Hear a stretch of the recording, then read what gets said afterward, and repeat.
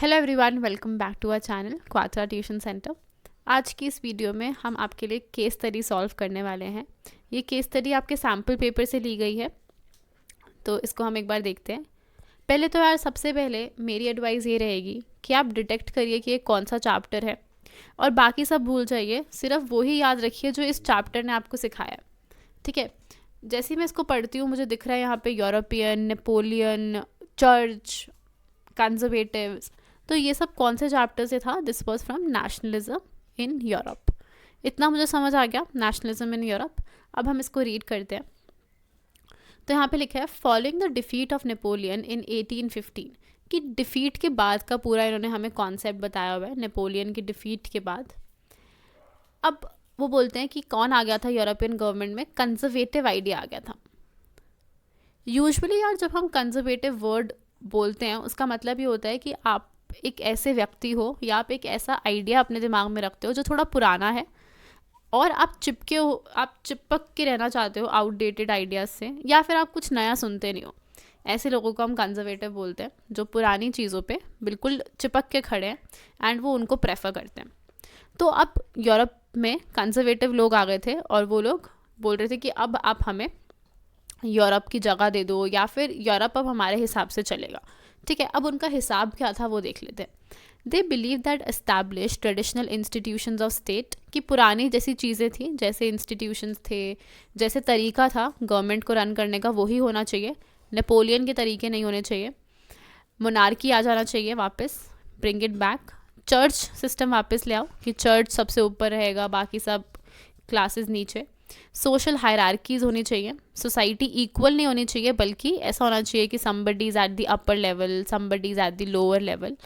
Property rights, family, ये सब होना चाहिए, इसको प्रिजर्व करो। ये कंजर्वेटिव बोल रहा है वहाँ का। ठीक है, मैंने आपको क्या बताया? कंजर्वेटिव मतलब जो पुरानी चीज़ों पे, जिनको ज़्यादा पसंद है पुरानी चीज़ें। बट अब वो बोलते हैं हाउ एवर मतलब जो भी अभी तक बताया उसमें हल्का सा ट्विस्ट है।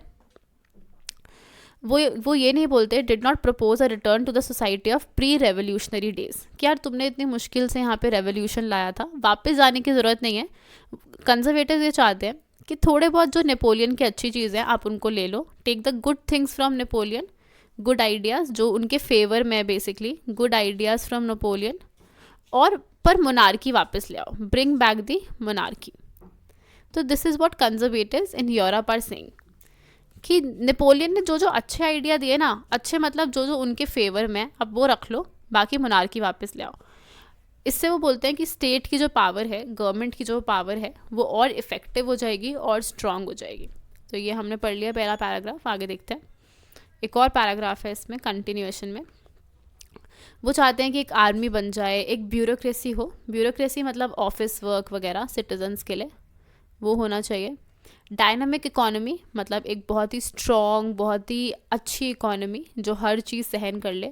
एबॉलिशन ऑफ फ्यूडलिज्म हटा दो, सर्वडम हटा दो, बेसिकली मतलब जो बॉन्डेड लेबर होती है उसका कॉन्सेप्ट हटा दो। ये सब अगर हम हटा देंगे तो हमारी मोनार्की स्ट्रॉन्ग हो जाएगी। बट उनको चाहिए मोनार्की, मतलब उनको चाहिए है एक royal king,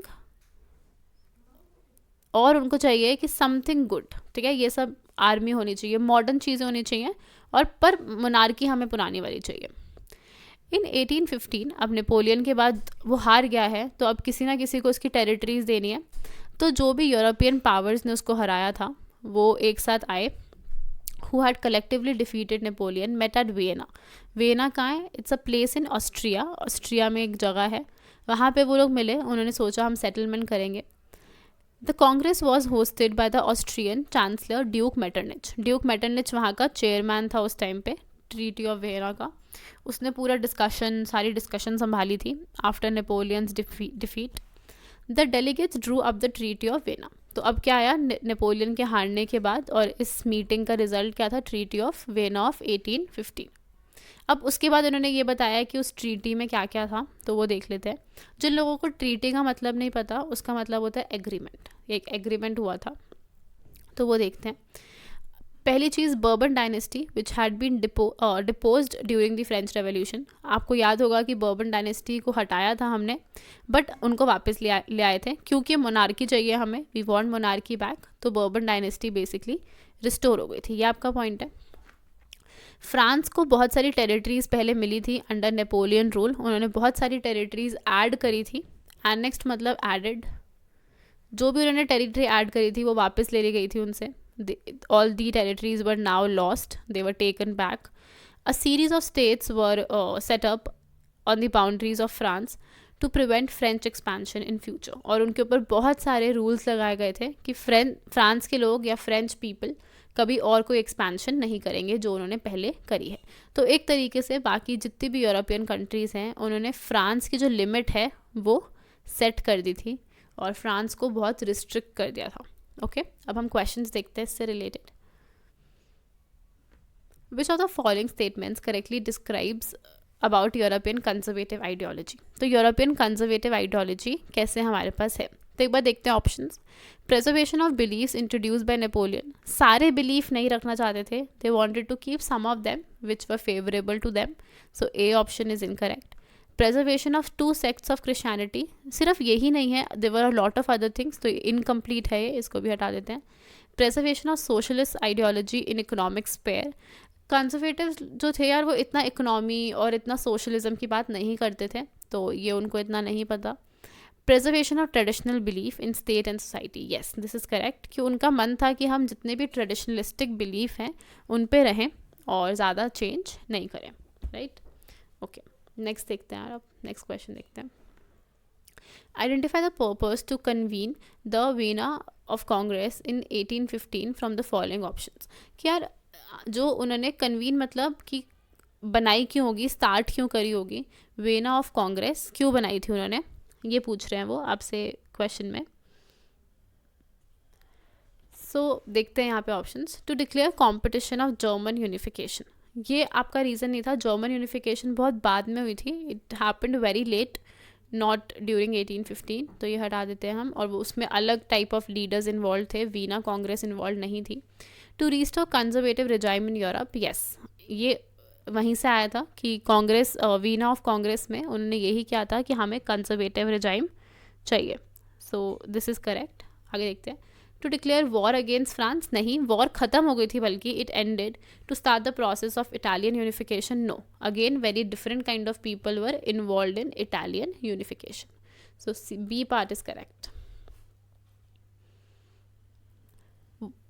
Let's look at question number 3 now. What did conservatives focus on at the Congress of Vienna? Select the appropriate option. कि Congress of Vienna जब उनकी डिस्कशन चल रही थी तो उन्होंने किस पे ध्यान दिया? To re-establish peace and stability in Europe, yes, that is somewhat correct. तो आगे देखते हैं एक बार। To establish socialism, no, this is incorrect. To introduce democracy, no, बल्कि उन्होंने मोनार्की लाए थे वो, है ना, तो ये भी गलत है। To set up a new parliament in Austria, Austria के लिए नहीं थी, कांग्रेस ऑफ वीना थी फॉर कि what we are going to do with France, not with Austria, so this is also incorrect, this is correct. To reestablish मतलब वो पुरानी जो भी चीज़ें थी वो वापस लाना चाहते थे, तो reestablish is a very good hint also.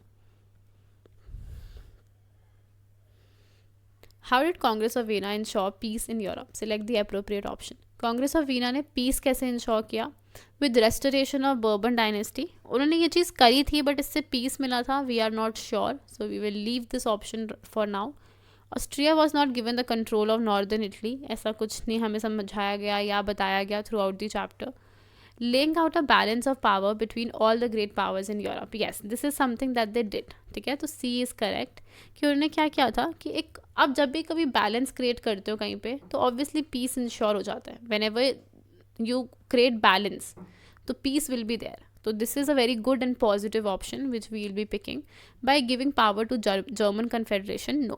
So C part is correct, right? Option C is correct. If you want more such videos on case studies, do let us know in the comment section. I'll be making some case studies myself, some I'll be picking from past year papers, so just let me know if you really want to do more case studies with us.